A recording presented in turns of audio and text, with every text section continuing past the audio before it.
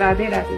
और जी आपका भी कर्मों के ऊपर ही है, कह रहे हैं कि हमने आपको एक प्रवचन में सुना था कि हर इंसान को अपने कर्मों का फल मिलता है। अगर माता पिता के कर्मों का फल उनके बच्चों को भी मिलता है, अच्छा हो या बुरा, नहीं, जीव को अपना कर्म भोगना होता है, संयोग बनता है, पूरा जाल बिछता है। तुम्हारे ये कर्म तो तुमको ऐसा पिता मिलेगा, तुम्हारे ऐसे कर्म तो तुमको ऐसा पुत्र मिलेगा।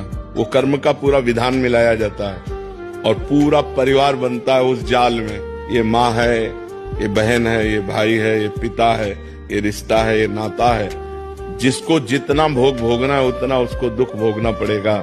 कर्म सबके उसमें मिलित होते हैं, तभी वो आकर उनका पुत्र बनता है, तभी उनकी माँ बनती, तभी उनका पिता बनता है। ऐसा नहीं कि केवल एक व्यक्ति का कर्म पूरे परिवार को दुख दे रहा है, नहीं, उसके भी कर्म उसमें जुड़े हुए हैं। पिता का पाप कर्म ऐसे पापी पुत्र को जन्म देगा जो जन्म से लेकर के मरण तक उसको नाना प्रकार के दुख ही दुख देगा।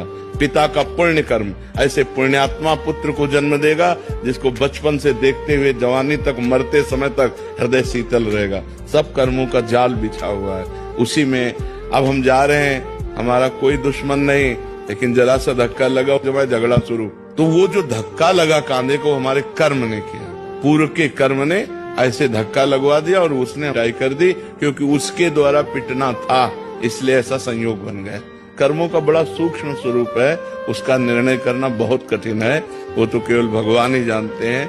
सुनो भरत भावी प्रबल बिलख कहो मुनिनाथ, हानि लाभ जीवन मरण जस अपजस विधि हाथ। वो विधान भगवान के हाथ में है।